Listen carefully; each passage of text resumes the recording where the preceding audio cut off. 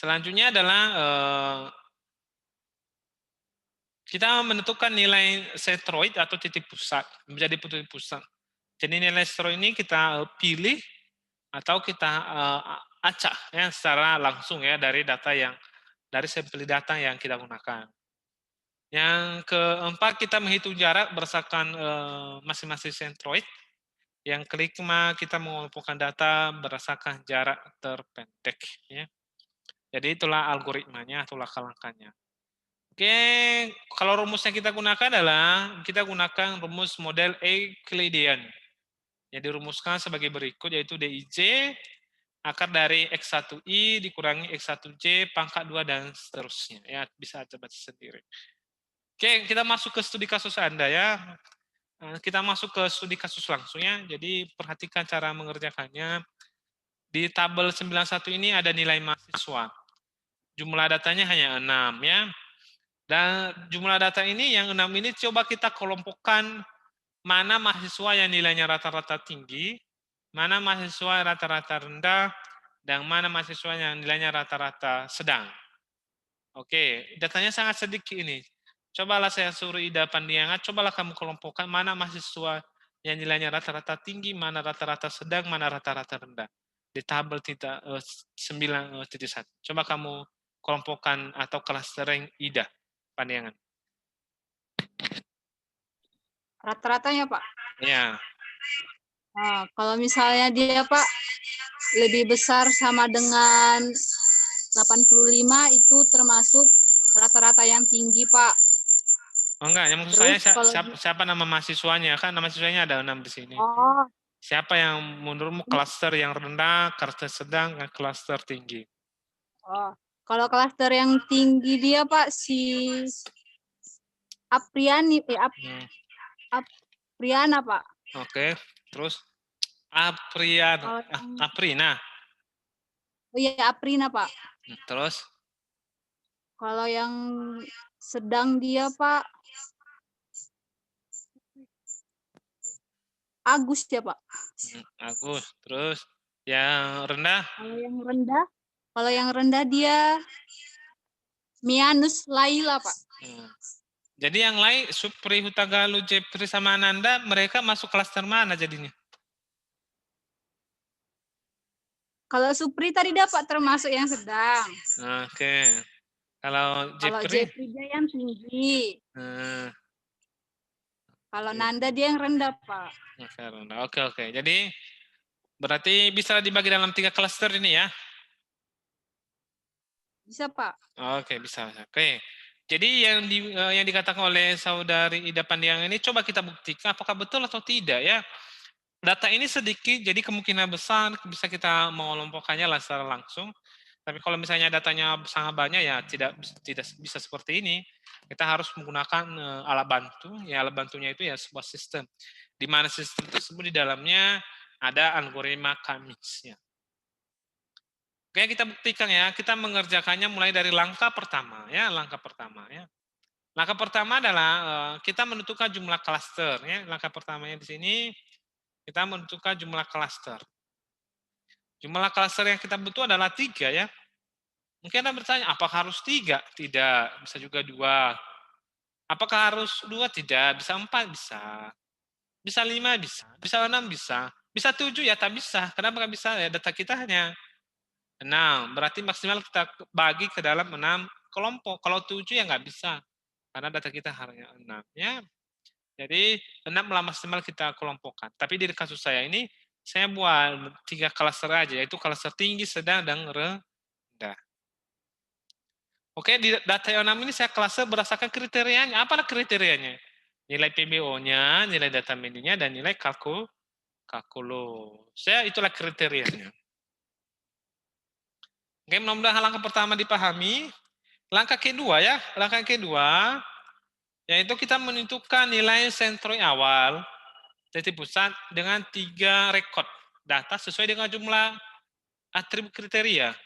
Nilai sentroid awal tidak atau titik pusat awal diperoleh dari data mahasiswa secara acak. Oke, coba Anda lihat di sini. Keduanya itu kita menentukan titik pusat. Oke, titik pusatnya dari mana diambil? Diambil dari tabel 91 atau dari tabel data yang kita gunakan. Tapi yang kita gunakan hanya 3 data saja.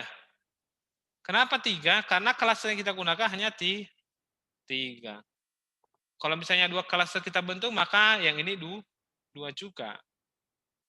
Karena 3, maka data yang kita gunakan 3. Oke. Yang saya pilih sini Agus Ceprimianus. Kenapa harus Agus Ceprimianus? Ya tidak ada aturan, saya bebas saja. Ya, tidak ada aturannya, jadi bebas ya. Nilai ini adalah nilai PBO-nya tadi. Ini nilai data miningnya, ini nilai kalkulus ya, nilainya. Ini C1, C2, C3 ini adalah hanya variabel ya. Variabel ya sebagai penanda bahwa dia klaster 1, klaster 2 dan klaster ketiga. Oke.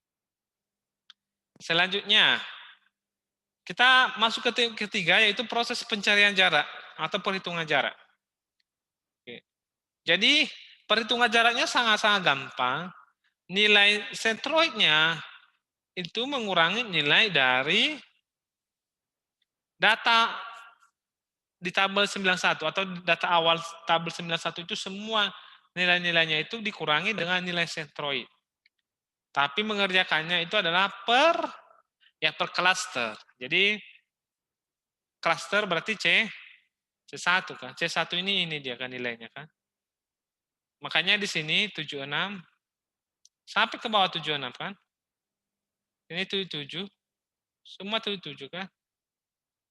Ini 78 semua 78. Sampai bawah. Ya dikuranginya nilai apa ini? Dari mana ini 76, 74, 88, 69, 65 sampai 87 dari mana ini? Begitu juga ini, begitu juga ini. Dari tabel 9.1. Tabel 9.1 kan ini. Yang PBO-nya 76, 74, 88, 69, 69, 87. Begitu yang data minimnya 77, 76 sampai 88. Kalau di sini juga 76, 77, 76, 86 sampai ke bawah. Begitu juga yang ini diambil dari kalkulus. Nah, jadi yang pengurangannya sama semua yaitu nilai dari C1. Oke. Kalau untuk mencari nilai ini udah gampang lah Anda ya, ya akar dari ya tinggal dikurangi, pangkatkan, tambahkan semua baru akar ya. Anda sudah ahlinya dalam bidang akar-akaran ini mungkin ya, jadi tidak perlu saya ajar. Jadi hasil perhitungannya inilah ya. Seterusnya kita masuk ke klaster kedua. Dari mana C2-nya? Ya C2-nya tadi di sini lah. Ini C2.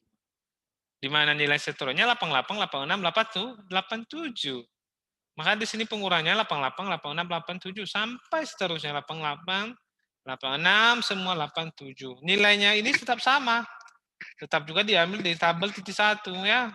9.1, 76, 74, 88 juga di sini. 76, 74, 88. Jadi selalu tabel 91 aja yang dikuranginya ya.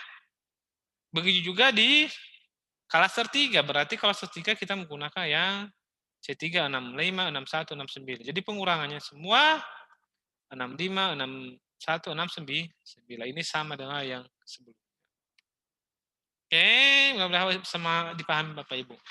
Setelah kita nggak ada lagi C4, nggak ada karena tadi nilai sentroid kita hanya sampai C3. Jadi C4 tidak ada. Setelah selesai ini kita rekapitulasi hasil perhitungan klaster pada iterasi pertama. Sebagai berikut ini. Oke, mungkin ada pertanyaan lagi. Ini nomor ya, tahu Anda dari mana kan? Ini nama mahasiswanya tadi. Ini nilai PBO-nya tadi, nilai data miningnya, nilai kalkulus. DC1, DC2, DC3 dari mana? Dari proses perhitungan yang tadi. C1 ini, DC1 ini diambil dari C1. Nilai dari C1. Kalau ini, salah. Kalau C1 ini diambil dari klaster 1, C2 diambil dari C2, DC3 diambil dari C3. Contohnya lah, kali bawah ini, 80, 0. Dari mana diambil nih? Ya dari sini. Proses perhitungan ini itu 80,16 0. Ini apa ini? C3 ya, klaster 3. Berarti dia di DC3 0 40 16. Begitu yang lain ya. Oke. Jadi mudah-mudahan bisa dipahami dari mana nilai DC 1, 2, dan 3. Mungkin ada bertanya lagi, bagaimanalah klasternya Pak? Dari manalah ini 1, 1, 2, 3, 3, 2. Ini rumusnya. Aturan yang digunakan untuk mengelompokkan atau klaster berdasarkan hasil perhitungan jarak adalah, lihat, jika DC1 lebih kecil daripada DC2, jika dan DC1 lebih kecil daripada DC3, maka klasternya 1. Artinya jika ini lebih kecil daripada ini, jika ini lebih kecil daripada ini, maka dia klaster 1. Kenapa? Karena dia di DC 1. Ini aja lebih gampang, antara DC ini mana lebih paling rendah. Ada di DC1, berarti dia klaster pertama. Di sini, di antara ketiga DC ini, mana lebih rendah? DC1. Maka dia klaster 1. Di antara ketiga DC ini, 1 sampai 3 ini, inilah C2. Kenapa? C2 karena dia di lembah di C2, maka dia klaster 2. Begitu juga di sini, yang paling rendah di DC3, maka klaster 3. Di sini juga klaster 3. Di sini yang paling rendah. Halo? Iya, kenapa? Kan izin Pak, mau latihan padus. Oh, iya. Silakan. Siapa? Oke. Jadi seperti itu penentuan klasternya ya, Bapak Ibu semua yang ada di sini ya.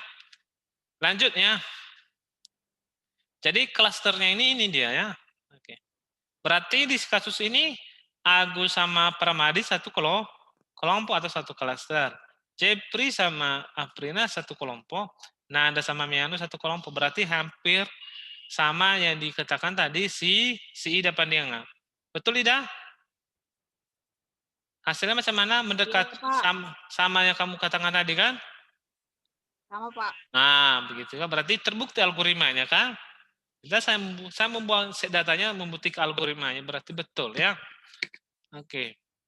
Walaupun demikian, kita perlu pembuktiannya lagi dengan adanya iterasi kedua.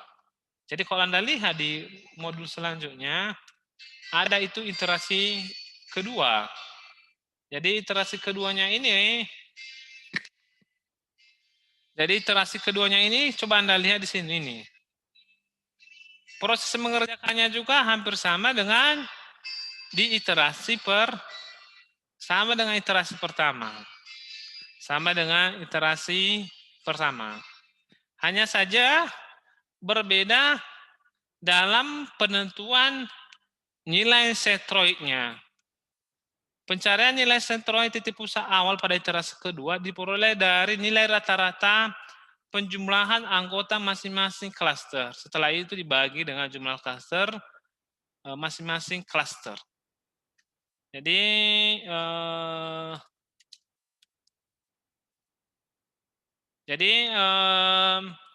di kasus kita ini pembentukan nilai C1-nya adalah berdasarkan klaster sebelumnya. Agus Supri di hasil klaster kan satu kelompok, maka nilai kriterianya ditambahkan baru dibagi 2 baru dapat lah. Berarti inilah C1-nya 75, 76,5, 77. Begitu juga di sini C2-nya ditambahkan nilainya, dapatlah nilai C2-nya. Begitu juga di sini dapatlah nilai C3-nya pada iterasi kedua. Setelah itu telah di tabel 9.3 inilah jadinya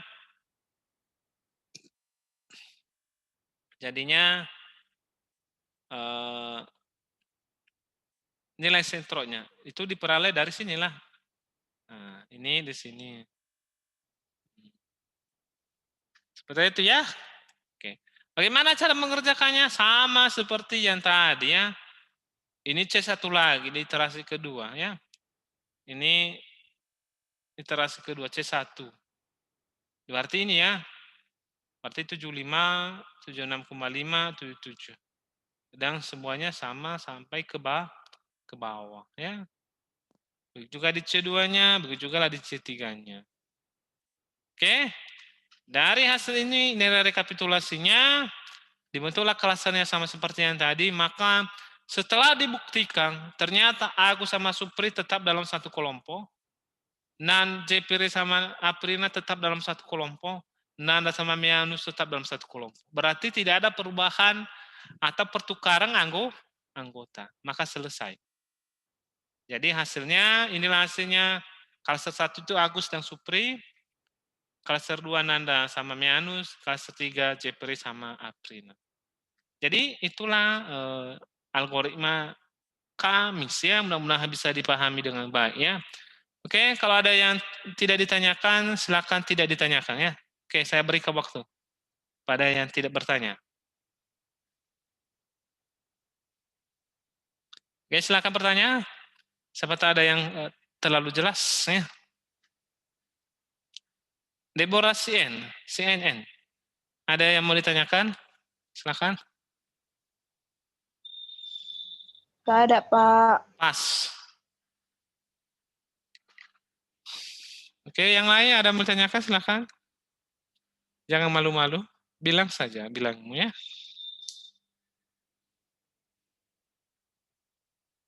Taufik Ramadanus, Ramadhani Sirega ada? Belum ada, Pak. Belum ada, oke. Kayaknya Dikta G ya? Macam mana? Ada yang kamu tanyakan? Nggak ada, Pak. Nggak ada ya.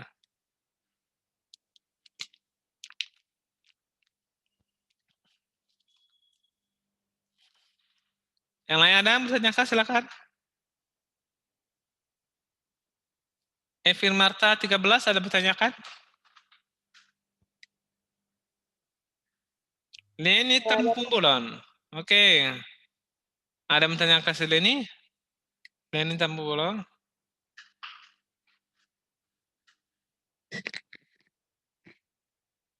Nggak ada ya. Oke.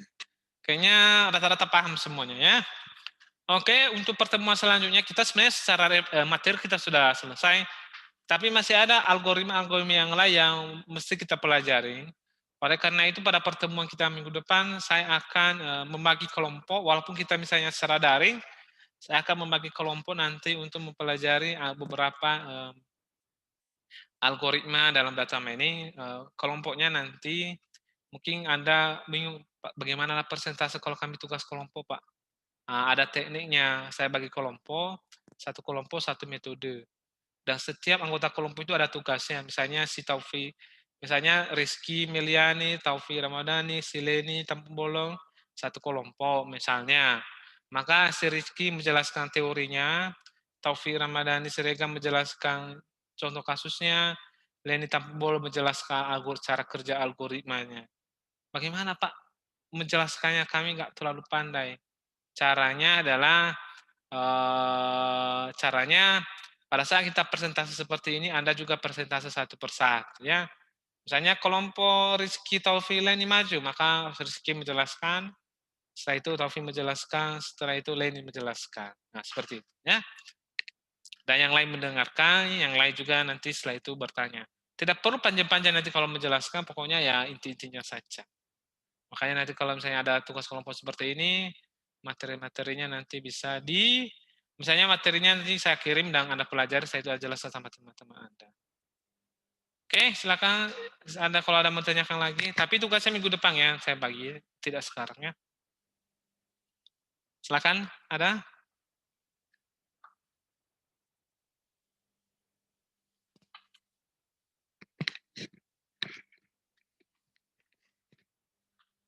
Oke, sepertinya nggak ada ya. Oke, kalau nggak ada, kita akhiri pertemuan kita pada hari ini.